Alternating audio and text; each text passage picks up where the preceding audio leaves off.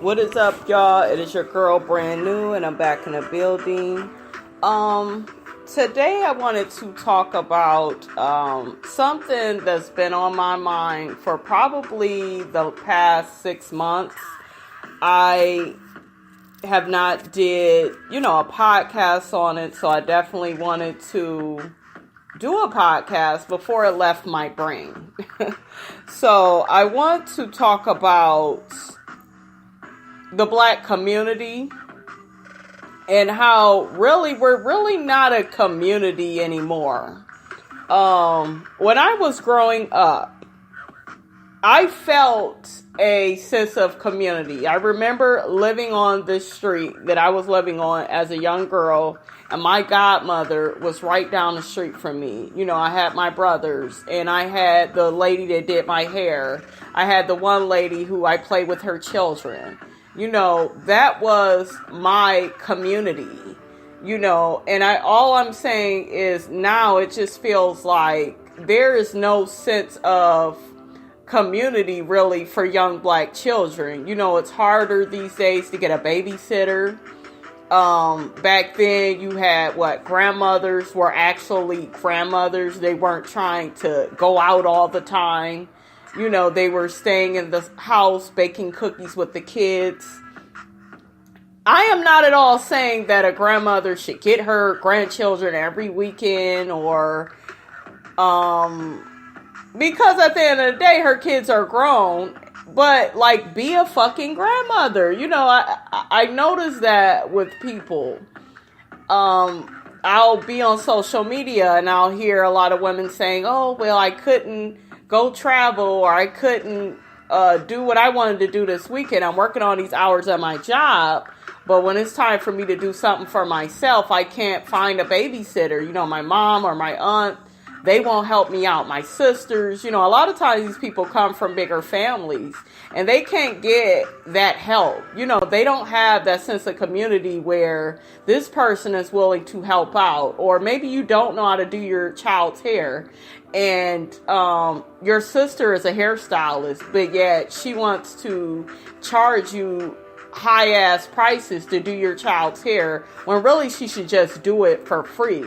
And so when I say sense of community, you guys, I'm just coming from a perspective of everybody should help out. There should be no child that is left behind. If you see a child that needs new shoes, buy the child new shoes. You don't have to be the child's parent. Buy the child new shoes so that they feel good about themselves. They have something nice and warm on their feet, and they won't get teased. When you're teased as a kid, it's kind of traumatic because it makes you feel like the biggest loser on the planet. It makes you feel bad about yourself, that it's just like, oh, I feel bad because this person is always saying this about me. They're always talking about my clothes and my shoes. Just really go back, to how you felt as a child being teased and how that felt. And I'm bringing this up, you guys, because I feel like a lot of times we don't feel for our children. We don't feel bad for them when they get teased. We think it's just such a natural part of life. And don't get me wrong, it is a natural part of life. But at the same time, we should be trying to prevent our child from being teased. Don't send your child to school in clothes that are holy or shoes that are scraped up or messed up. And don't get me wrong, I know that children play in their shoes and you can't go replace their shoes every time they have a little scrape on it. But really, look out for your child's best interest. Make sure their grooming is on point. Their hair is neatly combed or in braids, or, a lot of times the baby hair be coming out. You may need to throw a headband on that, on the head. Just really make sure your child is looking presentable. That way they don't get teased and they don't have to go through that. And I know it's going to be some people that listen to me and say, well, I'm not going to help my child out. I can't help what these other kids do. I'm not trying to please them. You're not trying to please these bullies and these bad people out in the world. But what you're doing when you look out for your child is you're taking pride in your child and saying, I love you, and I don't want anybody to feel like they could disrespect you because you got on holy shoes. Let's be honest, when you go out in the world and you're looking like a bum, how many people really are going to have respect for you that day?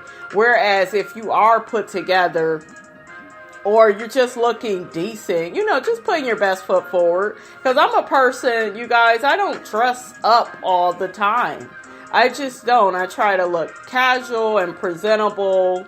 I already feel like I'm a beautiful woman. That's my personal opinion. There may be other people that feel like, well, she's not that pretty to me.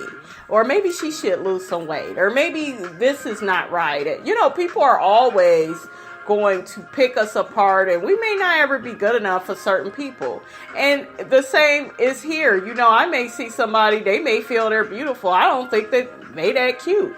I don't think their hair is nice. I don't think their facial features are cute. I mean, we all have our judgments and our opinions, whether we want to admit them or not. So yeah, just, with your children, always make sure that they look presentable. Make sure they got some gum or mouthwash for bad breath, and just really pay attention to those things. And even if you don't have children, there may be other children in the neighborhood that you see that needs help.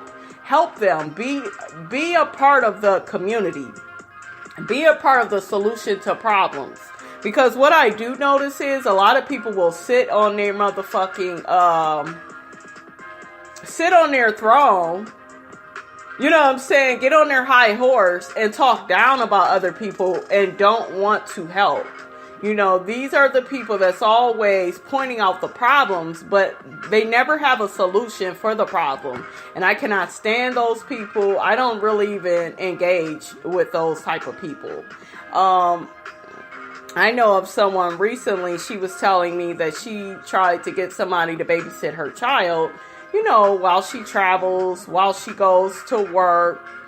She works long hours, and, she's looking for a babysitter, and she was just telling me how hard it is. And first, it's going to be hard because you have to be able to trust people. These are your children. You need to be able to trust people.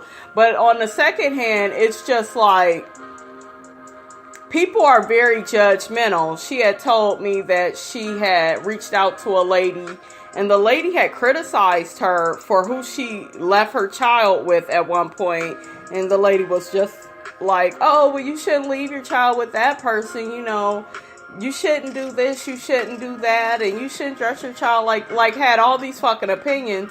And then she said, well, I've been knowing this lady, for a while, and I heard that, she's good with children, so let me see if she'll watch my children.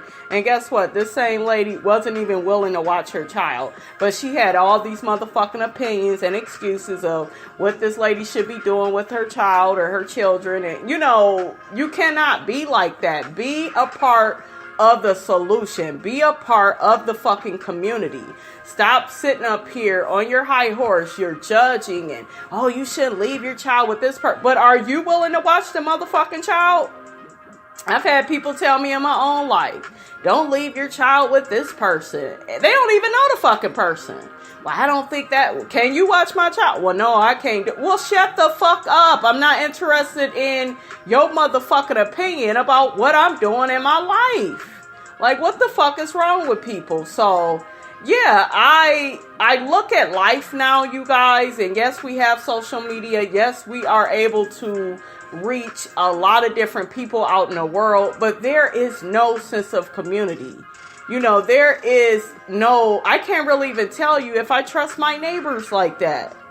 I see certain things and it's just like, it's like we live in a world now where you don't know who to trust, and it shouldn't even feel like that.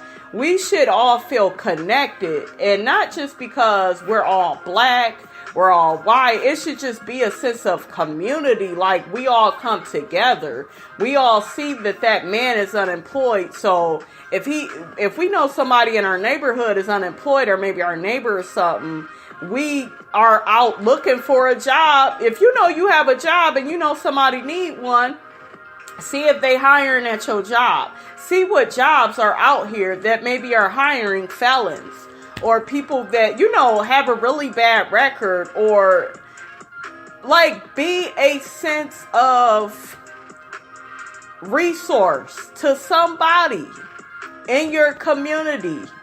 You know what I'm saying? I feel strongly about this, you guys, that just life is just not the same no more. There's no sense of community. Another thing I want to touch on really briefly is, back in the day when I was growing up, I would see my mother, she had like different friends, like different people in the workplace she was cool with. They would come over to the house, they would drink, eat together. Some would maybe even travel with her. That's having a sense of fucking community. You're able to be cool with people and travel with them. And because at the end of the day, we're all women. We all should be able to share our burdens with each other. But now, you know what I see, you guys? There's so much jealousy in the workplace. There's so many women that's mad at the woman that has a man. You may have been single for a while, and then once you get a man, people will say, oh, she's changed. Oh, she thinks she all that now. And guess what? Those people are jealous. They can't even accept your new situation. They feel like it's a threat to who they are and what they're doing, when really they should be happy for you. When really they should offer to babysit your children. That way you can go out and enjoy your man. Let's have a sense of fucking community. When I was growing up, my mom would travel all the time. And one time I was left with one of her friends, one of her childhood friends. I was able to play with her daughter. That's having a sense of fucking community. Now you can't even have a friend now. Bitches are jealous. Bitches want your man. Bitches, they really ain't gonna try to keep your children while you travel. They don't want you to see the world. Everything is oppressive. Everything, it feels like now, is to keep you down. And some people, I don't want to speak for everybody, you guys. Some of you out there do have a good community of people around you that are helping you with your children, that are your friends, that genuinely love and care for you. Like, you are so blessed. So blessed, because there's so many people out here that don't have that. And a lot of people may say, well, why you don't have that? It must be something wrong with you. How would you feel if people are just jealous of you and they don't even fucking know you? How do you think that would feel? Some people have shit harder than you.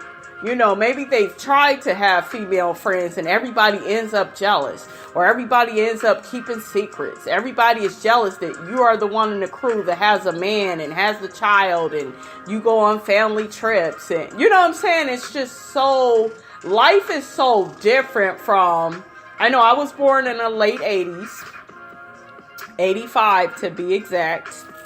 And so I grew up in the 90s. That was my childhood in the early 90s. And boy, do I remember a sense of community. I remember the woman across the street that braided my hair. I remember the woman that I played with her children. I remember the people next door. We went to the same school. I remember when I did move into a new neighborhood, a lady stopped by my mom's house and asked if me and her daughter could walk to school together. That's motherfucking community. That is coming together to say that, hey, me and you, we live in the same place. We're going to we're doing the same things in life. You got a child that's in school. My child is in school. You like to travel. I like to travel. Hey, I may watch your children while you travel. I may watch your child while you're at work. That way you don't have to pay that daycare. But yeah, there was a young lady I used to walk to school with. We would walk to school and walk back. We weren't even really friends like that, but that's how it was in the motherfucking 90s. There was a sense of motherfucking community. And let me say something else. You can even tell that the music is different. I love hip hop, R&B. Like, I'm a hip hop head. I love I be playing shit, you guys, that is like probably a summer or two late. Like Panda, that's something I still jam to. I listen to Future. I listen to Dej Loaf. I listen to everybody, like everybody that's out, all the Lil Yachty, like I listen to popular mainstream shit that's out. But guess what? There's just something about when 90s music comes on that, or late 80s, Bobby Brown, New Edition, Mint Condition, Whitney Houston. I mean, the list goes on and on. And you guys, I'm old school. I listen to the Spinners, the Temptations, the Four Tops, the Marvelettes. Like, and people be looking at me like, bitch, you was born in 85. Like, why do you go? You just love that old. And I grew up off that music, you guys. And I remember there was a sense of community when that music was playing, the Gap Band. You know what I'm saying? Like, when that music was playing, there were cookouts. There were family get-togethers. Everybody came together. Eating good food, loving on each other. You know what I'm saying? And it's like now, it's not the same anymore. And now I am happy with my family. I have my own family. You know, I got my man, my child, my stepson. Like, we're not together all the time because everybody has, you know, school and their different activities that they're doing. I have my podcast. My man has the things he's working on. You know, we're not together all the time, but we are a community when we are together. And when I hear that there's a need, I try to provide that need, whether it's transportation, money, you know, so we can do certain things. So our children feel a sense of community. It's not, oh, our parents, you know, they didn't take us to do fun things. They just sat in the house all the time and told us to go to bed early. That's not being a fucking parent. It's not. I've had so many people come at me like, oh, you are just so free with your daughter. She is another human being. It's not my job to restrict her. It's my job to protect her. But she knows how to, I think I see my daughter in the future, honestly, crocheting, doing hair, like doing things that I don't even do. She loves like the little boondoggles. Very different from me. I've always been like a dancer and actress. That's how I got at my start in the arts. I used to dance. And I still love to dance. I used to choreograph. I went to 2 performing arts schools. So I used to choreograph dances. I actually did an audition on TV to get in one of the schools that I got into. And I'll never forget that. It was on TV. I used to perform in a group called Set, acting. And I just told my daughter recently, because she saw some of the videos, and I actually got them on DVD, you know, how I used to do monologues and do little skits in the group. And my daughter was like, oh my gosh, mommy, that is so cool. Wow, you're on DVD, mommy. And no, I'm not famous. And, you know, she was like, well, mommy, are we famous? I was like, no, we're not. Look, we're not famous. We're not rich. But wow. And I look at that and I think that's community. That's a sense of community in itself. Somebody made sure that I was in a group called Set. You know what I'm saying? Self-Expression Teen Theater. Somebody made sure I got to rehearsal. Somebody made sure I was at the performances. Somebody had it to where I didn't have to go to school all the time. I could perform for children at their school and eat pizza. Doing my dream. So, you know what I'm saying? When I look at my life, there have been dark moments in my life. Don't get me wrong. You know, I've had my struggles just like the next person. But what I do know, you guys, is community. And I had that growing up. And there was a sense of, if this person wasn't able to be there, then maybe this person stepped up. You know what I'm saying? Maybe if my mother didn't do my hair, my brother did my hair and made sure I got to school. You know, there was people, there was a sense of community. You know how it feels now? You got to do everything on your own. Every man for themselves. There is no sense of community in black relationships. If you look at dating, And if even you go on Facebook, you're going to hear how a lot of people have just given up on love. They feel like everybody is so superficial. They feel like everybody doesn't believe in the black family anymore. People are turning to interracial dating, and they don't really want to create black families. And one thing I will say is, I am not a person that is against interracial dating. I truly believe whoever you love is who you love. I like Umar Johnson. I like Boyce Watkins. A lot of those people, they're very pro-black. I consider myself to be pro-black as well.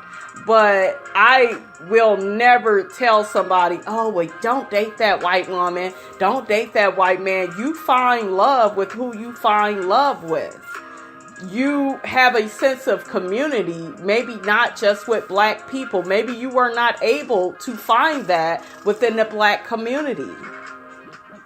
Maybe you were more accepted over here with some Indians or white people or whatever fucking color they are. Your sense of community is the people that love you, the people that see that you need help. They're going to be there for you, whether they're your mother or father, sister, brother, cousin, neighbor, community outreach leader, maybe the program after school. They make sure you get home. They make sure you ate before you came home. Like, community.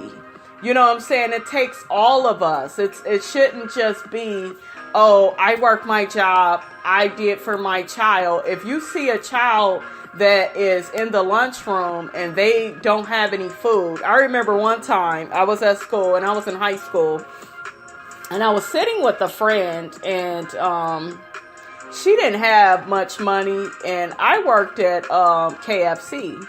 And so if I had like extra food from a meal that I bought at work, or, you know, I would bring it in and I would feed her for lunch. Community. I saw a need and I provided a service to it. You know what I'm saying? I feel the need, and that's important. I remember a teacher walked by, and he saw the same girl, you know, that I was cool with, I was sitting with. And he was like, where's your food at? And she was like, oh, I'm not hungry. He gave her money on the spot. And guess who became hungry? She was hungry. She was hungry all along and wanted food. And I'm pretty sure if I was eating, I offered, and she may have said no, or, you know, didn't want to be rude and want me splitting my food with her. And I have no problem with doing that. Absolutely no problem with helping anybody do anything. But yeah, I'll never forget. That teacher gave her $10 to get lunch. And she ate. You know, and she was just like the rest of us in there eating. Like shit like that. You know, so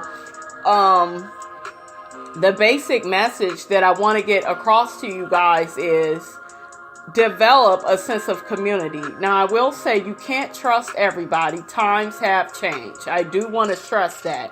We are in different times. People are more evil and disrespectful, and you can't trust them. And I just it really breaks my heart, you guys, that is where we are at.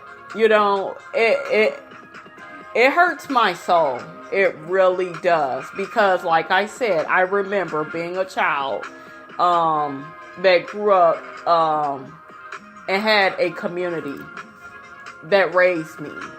Maybe I remember one time I had to go to my godmom's house, and it was a really bad storm. Thank God we were able to go to my godmom's house, you know, until my mom got off from work or whatever the situation was. But I do remember a sense of community. Whereas, let's say a child these days, they may not have their godmother or somebody down the street. They may not have a neighbor that they can trust. Like, even I have seen children out at the bus stop, and my child already got on their bus. And if I don't see an adult around and I do have time, I will still stay at the bus stop to make sure that child got on the bus safely. Community. I see a need, and I provided a service. I didn't have to do it. Nobody asked me to. I stepped the fuck up. And that is a sense of community. So that is what I'm asking you guys to do. See a need and provide a service. What I'm doing right now is providing a service, whether some people believe it or not. A lot of people will say, well, no, it's your podcast. You know what? It is my podcast. And I could sit up here and just talk about these fucking reality shows that are so fucking watered down. And, you know, and don't get me wrong, I watch reality TV like the next person. But I watch it for entertainment. You know what I'm saying? So that's how I see it. It's just fucking entertainment. But that's not what I want my whole podcast to be about. I want to get on here, you guys, and really serve you some nuggets to life. Really give you some thought-provoking situations to think about. If you see a need, provide that need. If you're not able to provide that need, 9 times out of 10, you know somebody that can donate to a child, that, you know, that could give money to a school, or, you know, you see the school needs more basketballs, like any fucking thing, you see a need, provide that need. And you can do it. You don't have to fucking be rich. Maybe making sure that when you drop your child off at the bus stop and you see kids crossing the street, you know, maybe you can prevent them from getting hit by a car by saying, honey, no, step out your car. No, you don't have to get all close to the child because you don't know the child. And 9 times out of 10, their parent probably told them not to talk to strangers. But hey, don't cross that street yet. There's a car coming. Or I've told children myself, get out of the street. You do not want to be hit. Please get out of the street. Get on the sidewalk. Am I wrong for saying that? Are those children my children? No, they're not. But I'm a part of the community. My child catches the bus in that neighborhood. So, you know, I saw a need. I provided a service. I provided an answer. Don't be one of these people that I see all the time sitting on their fat ass complaining. And they could be skinny too, you guys. I'm just, you know, there is this fat ass person that I do know that they sit and they complain. They talk about people like a dog. There's nothing going on in their life. And they see needs all the time, but instead of helping, they'll sit up there and judge and complain. You are not helping anybody when you do that. See a need, provide a service. Like I said for my podcast, I truly want to help people. I don't give a fuck if this shit makes $1 million, $1,000, $100. People are like, oh, well, you know, you're not getting paid that much. And, you know, you're not, you know, it's not really producing a lot of results. You're not getting a lot of views. If one motherfucking person listen to what the fuck I have to say, I've already won. And guess what? When I die, my podcast lives on. It's going to help the generations after me. It's going to live on. And I've already talked to my daughter about continuing this for when I'm not here. So when I'm not here, hopefully you hear Chantel Shamir on the mic talking. When Brandy Robinson is not around anymore, you hear Chantel Shamir. That is me passing the torch. That is me being a part of the community with my child and saying, hey, I'm not gonna always be here. Can you talk about these issues? Can you do hair tutorials? I always try to tell my daughter, you know, you like doing hair. She's really young.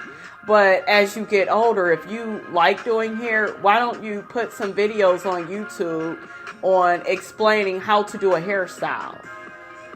Explaining how to crochet, do a boondoggle. And she hasn't crocheted yet, but I see her doing that. She's very good with her hands. My daughter has gifts that I don't fucking have, and I fucking love it. Like, seriously.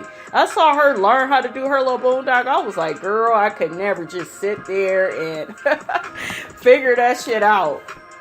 So she's so different from me. But guess what? I appreciate her gifts.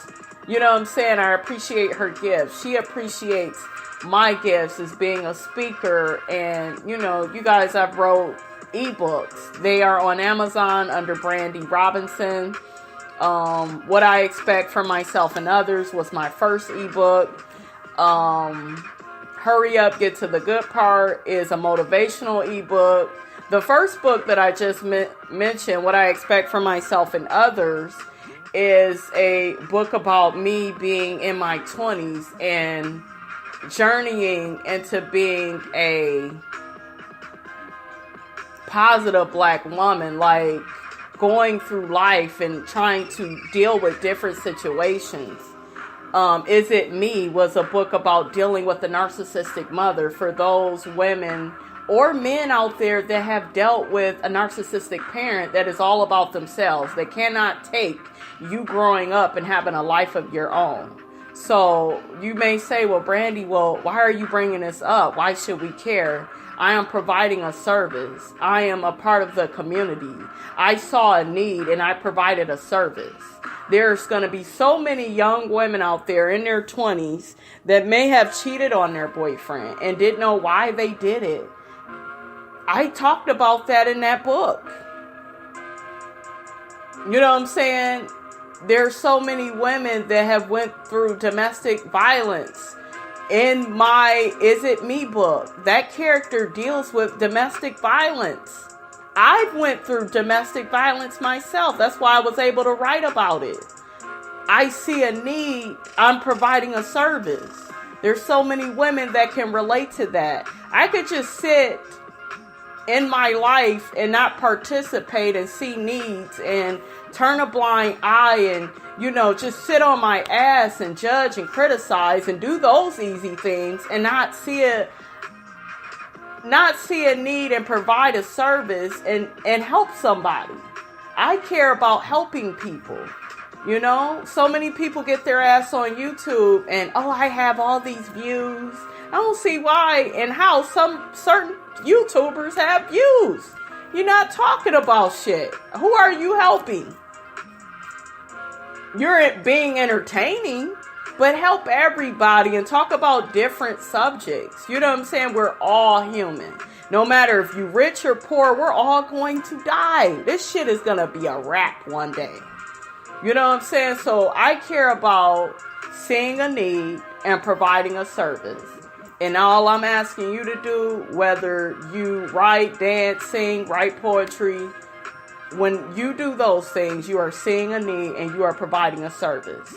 And just if one person buys your book, 2 people, 3, 4, 5, you know what I'm saying? You are providing a service to your community, whether you know it or not. We all have a responsibility as living beings to help our generation. You know what I'm saying? To pass the torch to the next generation. And one thing that my mother always told me, and I will never forget, and me and my mother are not on the best terms. We don't have a relationship for other reasons. I won't get into it. You can just read my books because, you will. My books are loosely based upon my life. So if you want to do that, you can go to Amazon, pay the $2.99, and kind of put things together from there. But one thing my mother always said, and I love it, is she said that you will always have help. You will always have help because I've helped so many people. And that is true. That is community. If you help other people, you're going to have help. Somebody's always going to be there for you because of what you gave. Whatever you give, it comes right back. Trust me, I know what I'm talking about. So make sure you are a part of your community. You are truly helping out. And that's all I have to say. It is your girl, Brand New. Don't forget to rate, comment, and subscribe. And I will check you later.